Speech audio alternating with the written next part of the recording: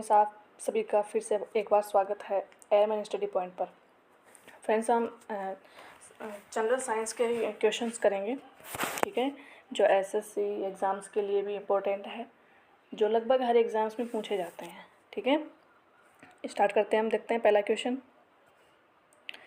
मानव शरीर का कौन सा अंग पुनरुद्भवन मतलब रीजनरेशन को प्रदर्शित करता है? यानी कि मानव शरीर में ऐसा कौन सा अंग है जो यदि एक बार डैमेज हो जाए तो वो वापस से पुनरुद्भवन करने की क्षमता रखता है, यानी कि वापस से नया बनने की क्षमता रखता है।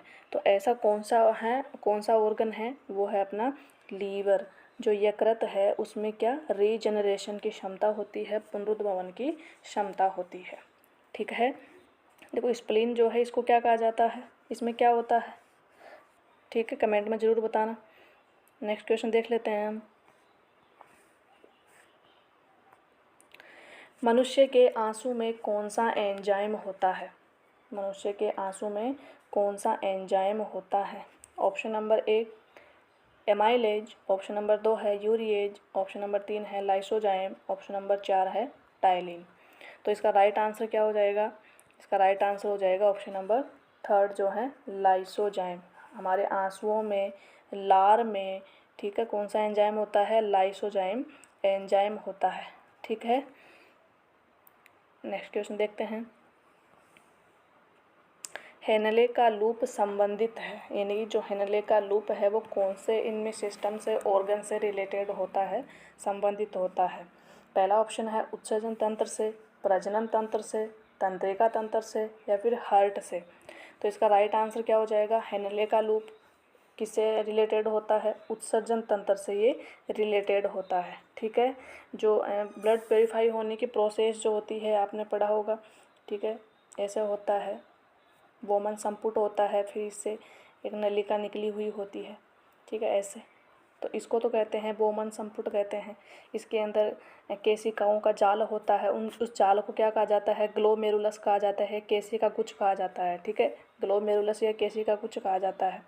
और जो ये यहाँ पे ये ट्यूब होती है, नलिका होती है, इसको क्या कहा जाता है? हेनले का लूप कहा जाता है।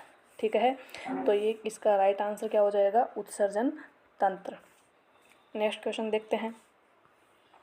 नेक्स्ट क्वेश्चन है, निम्नलिखित में से क्वाशियोरकोर रोग किसकी कमी से होता है? ठीक है, इंग्लिश भी साथ लिखी हुई है, देख लेना, इंग्लिश मीडियम वाले बच्चे भी देख सकते हैं। इसका ऑप्शन देख लेते हैं। विटामिन से, विटामिन की कमी से, या फिर प्रोटीन की कमी से, या फिर वसा की कमी से, या फिर खनिज की कमी से। तो जो क्वाशियोरकोर रोग होता है वो किससे होता है? प्रोटीन की कमी से होता है। ठीक है, नेक्स्ट क्वेश्चन देखते हैं। देखो ये जो पहले वाले क्वेश्चन में देखो क्वाशियोरकोर जो रोग है वो ज़्यादातर बच्चों में होता है। ठीक है, किन में होता है? ज़्यादातर बच्चों के अंदर होता है। नेक्स्ट क्वेश्चन देखते हैं।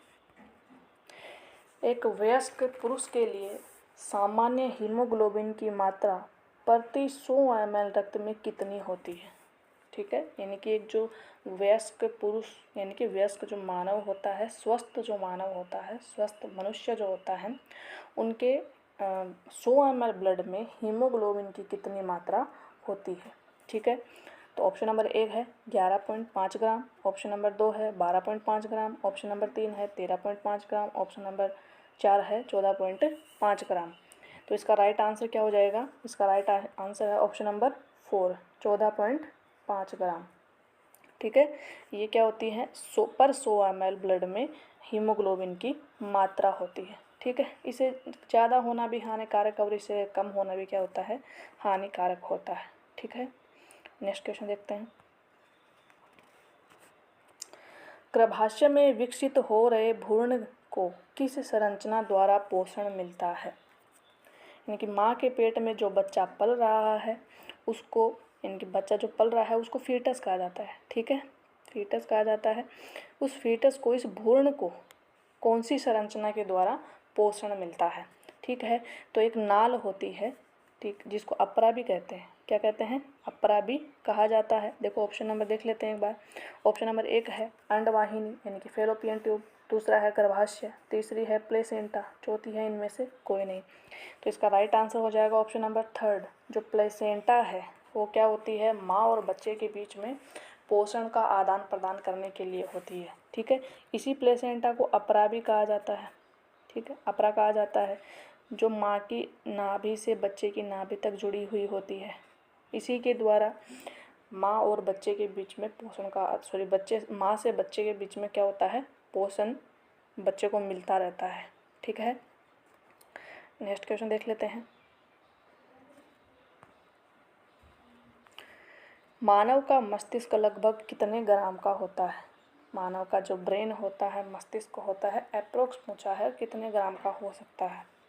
ऑप्शन नंबर 1 है 1150 ग्राम, ऑप्शन नंबर 2 है 1250 ग्राम, ऑप्शन नंबर 3 है 1350 ग्राम, ऑप्शन नंबर 4 है 1500 ग्राम। तो इसका राइट आंसर क्या हो जाएगा? इसका राइट आंसर है 1000, ऑप्शन नंबर 3 जो है 1350 ग्राम। ये एवरेज है। ठीक है, एवरेज होता है। वैसे जो फीमेल होती हैं उनमें ब्रेन का जो वज़न है थोड़ा कम होता है, और जो मेल होते हैं उनमें ब्रेन का वज़न थोड़ा ज़्यादा होता है। इसीलिए मनुष्य में पूछा है तो अप्रोक्स पूछा है, दोनों का कितना होता है, 1350 ग्राम होता है। तो इसका राइट आंसर हो जाएगा ऑप्शन नंबर 3। नेक्स्ट क्वेश्चन देखते हैं। केंद्रक की खोज किसने की? Who discovered the nucleus? केंद्रक की खोज किसने की? ऑप्शन नंबर 1 है रॉबर्ट हुक ने, ऑप्शन नंबर 2 है एंटोनी वॉन ल्यूवेनहोक ने, ऑप्शन नंबर 3 रॉबर्ट ब्राउन ने, ऑप्शन नंबर 4 अरस्तू ने। तो इसका राइट आंसर क्या हो जाएगा? रॉबर्ट ब्राउन, मतलब ऑप्शन नंबर 3 ये इसका राइट आंसर हो जाएगा। रॉबर्ट ब्राउन ने केंद्रक की खोज की थी। ठीक है, देखो पहला ऑप्शन है रॉबर्ट हुक। रॉबर्ट हुक के बारे में क्या है कि इन्होंने सबसे पहले कोशिका की खोज की थी। ठीक है, सबसे पहले कोशिका की खोज की थी। वो बात अलग है कि वो कोशिका मर्त कोशिका थी। कौन सी कोशिका थी? मर्त कोशिका थी। तो मर्त कोशिका की खोज किसने की थी? रॉबर्ट हुक ने की थी। सेकंड ऑप्शन है एंटोनी वॉन ल्यूवेनहोक। ये वही हैं जिन्होंने जीवित कोशिका की खोज की थी। ठीक है, जीवित कोशिका की खोज की थी। तो रॉबर्ट हुक ने मर्त कोशिका की खोज की थी, लेकिन यहाँ से क्वेश्चन बनता है कि सबसे पहले कोशिका की खोज किसने की थी? तो वो इंसान कौन है? Robert Hooke. ठीक है, और जीवित कोशिका की अगर पूछ लिया जाए तो वो है एंटोनी वॉन ल्यूवेनहोक है। ठीक है, और ऑप्शन नंबर जो 4 है अरस्तु, इसको एरिस्टोटल भी कहते हैं। ठीक है, तो इनको क्या कहा जाता है? इनको फादर ऑफ बायोलॉजी कहा जाता है, जीव विज्ञान का पिता कहा जाता है। किनको? अरस्तु को। देखो तो 4 क्वेश्चन बन गए यहाँ से। कोशिका की खोज किसने की? रॉबर्ट हुक ने की। सर्वप्रथम कोशिका की खोज रॉबर्ट हुक ने की। वो कोशिका थी मर्त कोशिका। फिर सेकंड जो ऑप्शन है एंटोनी वॉन ल्यूवेनहोक, इन्होंने किसकी खोज की? जीवित कोशिका की खोज की। ठीक है, और ऑप्शन नंबर जो 3 है वो इसका क्वेश्चन का राइट आंसर है क्या कि रॉबर्ट ब्राउन ने केंद्रक की खोज की। ऑप्शन नंबर 4 के बारे में क्या बन गया कि इनको जीव विज्ञान का पिता कहा जाता है, फादर ऑफ बायोलॉजी कहा जाता है। तो इस क्वेश्चन का राइट आंसर क्या हो जाएगा? Option number 3 Robert brown. Next question है, सामान्यतः निषेचन होता है इन जनरल फर्टिलाइजेशन ऑक्योर, इनकी सामान्यतः फर्टिलाइजेशन कहाँ होता है? ठीक है, जिनकी सबसे ज़्यादा चांसेस फर्टिलाइजेशन के कहाँ पे होते हैं? ऑप्शन नंबर देख लेते हैं। ऑप्शन नंबर 1 है अंडवाहिनी यानी कि फेलोपियन ट्यूब में, ऑप्शन नंबर 2 है गर्भाशय में, ऑप्शन नंबर 3 है गिरवा में, ऑप्शन नंबर 4 है योनि में। तो इसका राइट आंसर क्या हो जाएगा? ऑप्शन नंबर 1 अंडवाहिनी फेलोपियन ट्यूब में सामान्यतः क्या होता है? फर्टिलाइजेशन होता है। ठीक है, फर्टिलाइजेशन पता है आपको, मेल गेमेट और फीमेल गेमेट जो होती है, मेल गेमेट ठीक है जो स्पर्म होता है, फीमेल गेमेट जो होता है क्या होता है? ओवम होता है। ठीक है, इन दोनों का जो केंद्रकों का जो संलयन है उसे क्या कहते हैं? फर्टिलाइजेशन कहते हैं। और ये प्रोसेस कहाँ पर होती है? फेलोपियन ट्यूब में होती है। ठीक है, जो फीमेल की जो फेलोपियन ट्यूब होती है, देखो ऐसे मादा जनन तंत्र होता है, फीमेल रिप्रोडक्टिव सिस्टम होता है, यहाँ पे ओवेरीज होती हैं, ये ओवेरी हैं, फिर दोनों साइड में ओवेरी होती हैं। ठीक है, ऐसे, और इनसे ये नलिका जुड़ी हुई होती है दोनों साइड।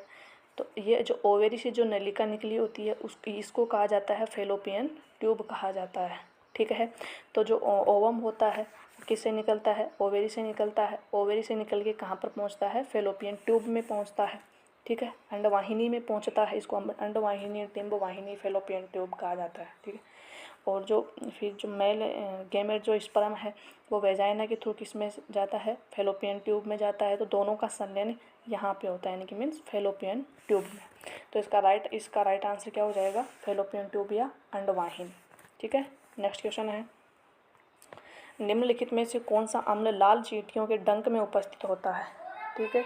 रेड आंट्स में कौन सा अम्ल उपस्थित होता है। ऑप्शन नंबर ए है फॉर्मिक अम्ल, ऑप्शन नंबर 2 है मेलिक अम्ल, ऑप्शन नंबर 3 है ऑक्जेलिक अम्ल, ऑप्शन नंबर 4 है टैनिक अम्ल। तो इसका राइट आंसर क्या हो जाएगा, इसका राइट आंसर हो जाएगा फार्मिक एसिड। तो लाल चींटियों के डंक में कौन सा एसिड होता है, फार्मिक एसिड, ठीक है। लाल चींटियों के डंक में फार्मिक एसिड प्रेजेंट होता है। फ्रेंड्स, आपको वीडियो अच्छा लगे तो लाइक करना, चैनल को सब्सक्राइब करना। जय हिंद।